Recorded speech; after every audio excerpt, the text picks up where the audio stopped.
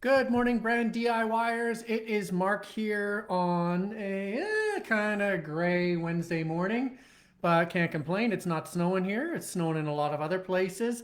I want to talk to you today about an idea that popped into my head just the other day because I was on the phone, actually, just yesterday, because I was on the phone with UNICEF, partners of mine. I'm not sure if you remember the folks at MEXT, my colleague Stefan and Dan. They're in Melbourne, Australia, and they run a brand trust agency called MEXT, and I'm helping bring their products to North America.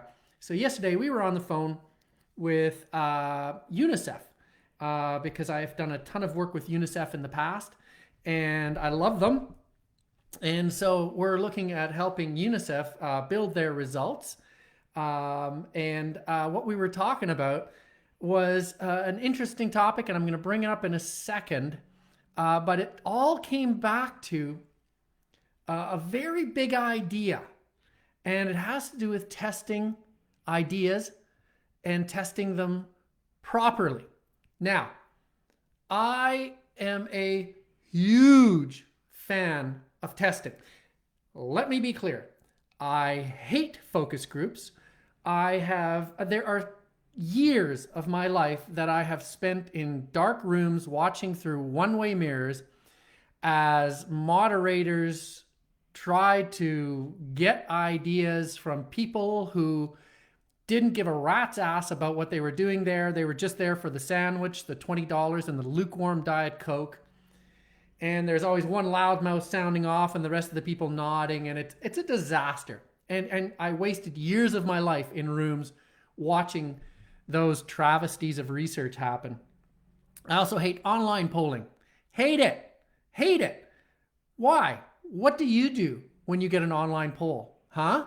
Do you really tell the truth, or you just try to get through as quickly as possible so you get the discount coupon? I hate polling by university students in shopping malls. You've all been through it. Amnesty International comes up and says, "Hey, can I ask you a few questions?" All right, they guilt you into it. You answer the questions as quickly as possible so you can get to the Mr. Julius or the Orange Julius, not the Mr. Julius, the Orange Julius stand and get out of their hair. So there are types of research that are absolutely mind-bendingly awful. I hate them. However, that doesn't mean I hate research. I love research, the right kind of research. The right kind of research, in my eyes, two forms. Interviews, where you're looking at people, staring them in the eye. Sitting down, really digging deep with them. Second type of research, ethnography. That is, watching them in action, watching them do what they do and interact with your product, your idea, whatever it is. Seeing them behave like people normally behave.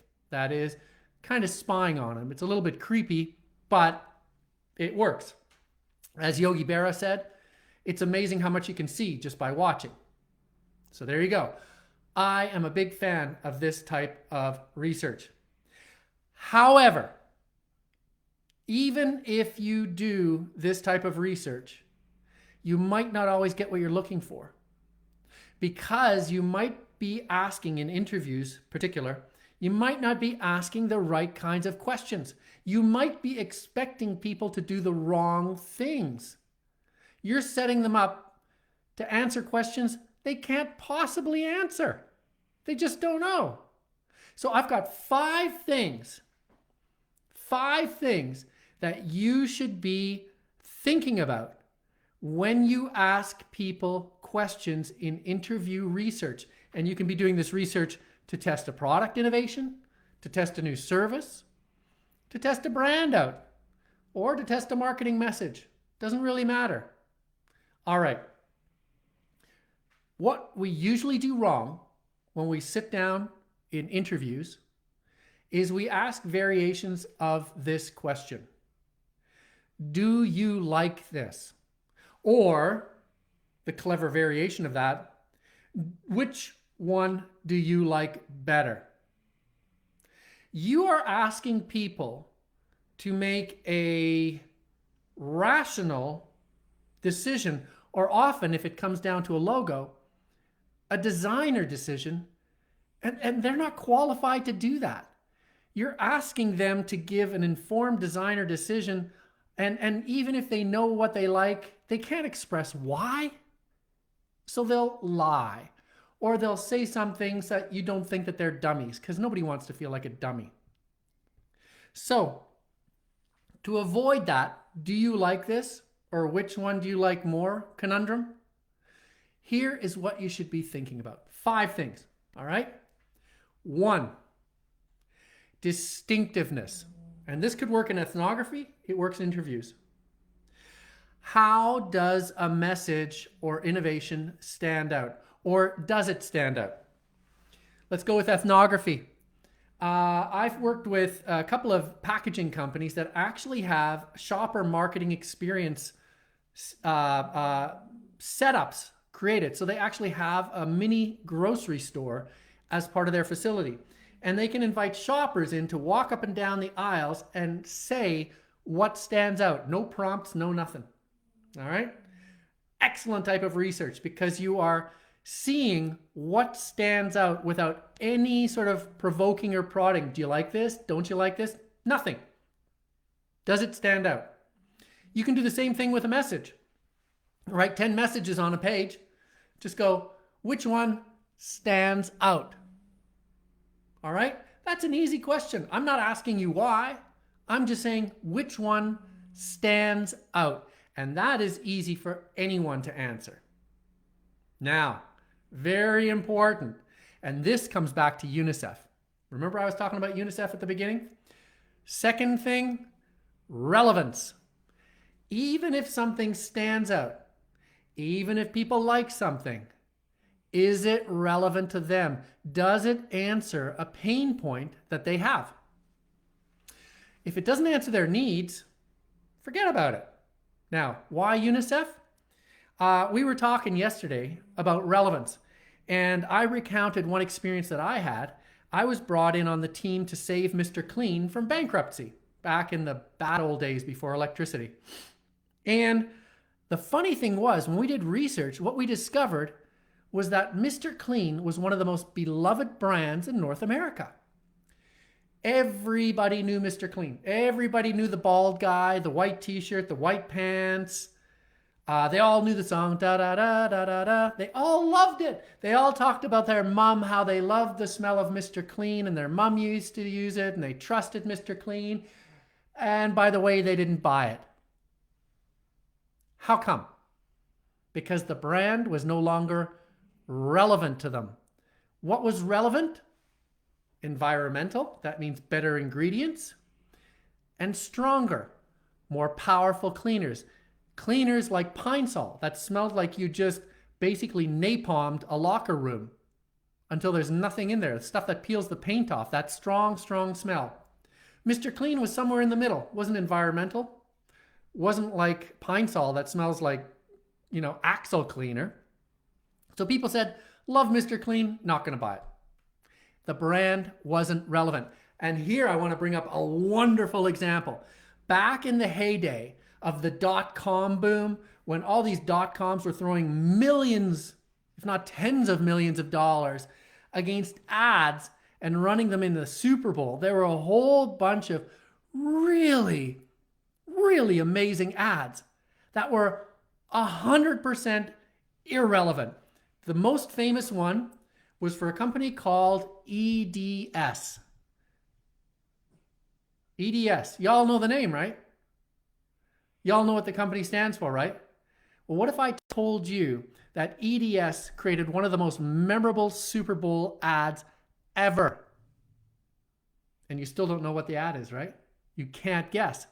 The ad was for cowboys herding cats. And it was an amazing ad. It was pants-peeingly funny. It showed a whole bunch of cowboys like in a Marlboro commercial, and they're actually herding kitty cats and running them across rivers, and all these cat jokes about scratching cowboys and all this kind of stuff. And it's that metaphor. It's like herding cats. Then EDS says, that's kind of what we do. We herd cats. This ad sponsored by EDS, a Hewlett-Packard HP company. brilliant ad, absolutely irrelevant. There was no connection between the message and what the company did. It was totally just a metaphor that was stretched to the breaking point. Okay, distinctive, relevant, memorable.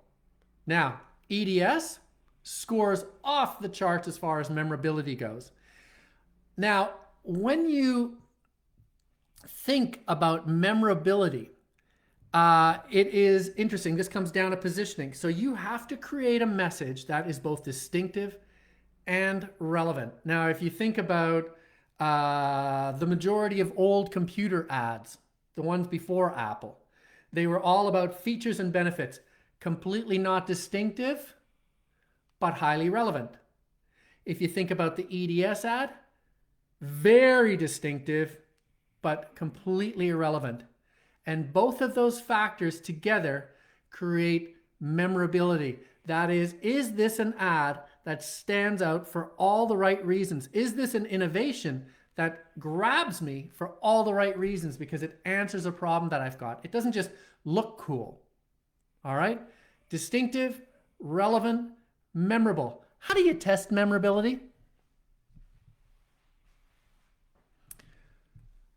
Here's a list of 10 lines. Which one stands out?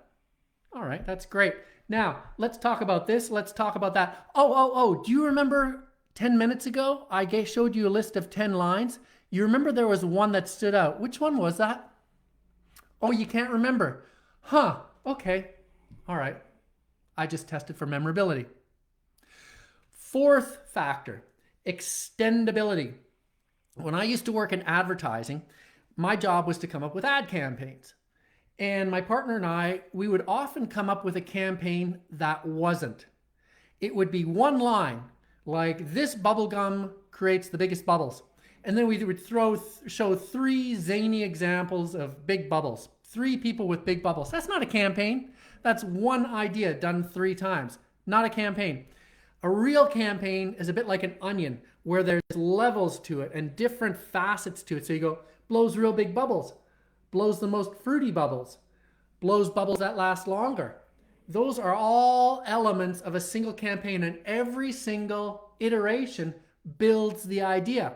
Showing big bubbles 3 times doesn't build the idea. It just repeats the idea. Now, this carries over.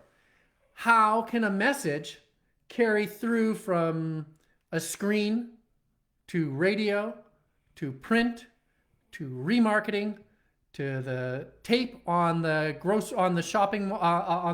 retail store checkout cashier, to the loyalty program? Is an idea extendable? Is it big enough, robust enough to be extendable? So I'm testing and you say, hey, I love this. I love this name of this company. And I said, what if that company was online? Does that still work? Yeah, that totally works. What if this company was servicing product? Does that make sense with this name, with this brand? Oh yeah, it totally works. Or you might go, could this company carry this product as well as that product? Yeah, I trust that product, but not this product. Company can't be extended. Name can't be extended. Test for extendability. 5th factor, depth.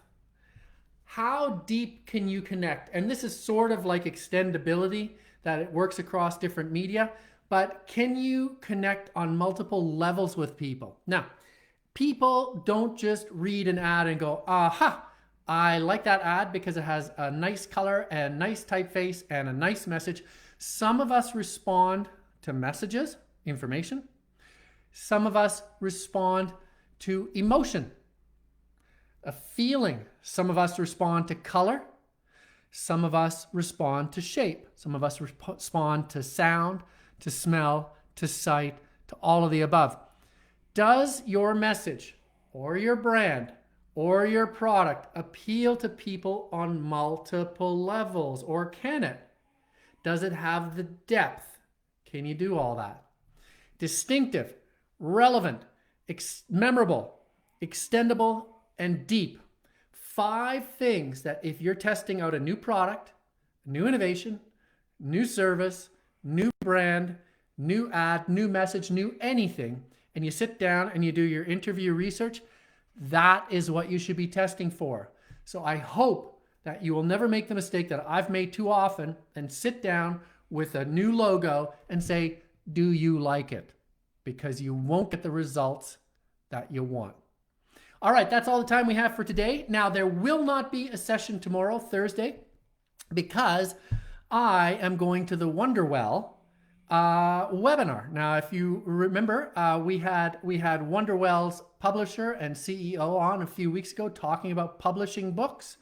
I am going to be going to their webinar tomorrow at 10:30 or 10 o'clock. So there won't be a brand DIY session, but I will be back on Friday.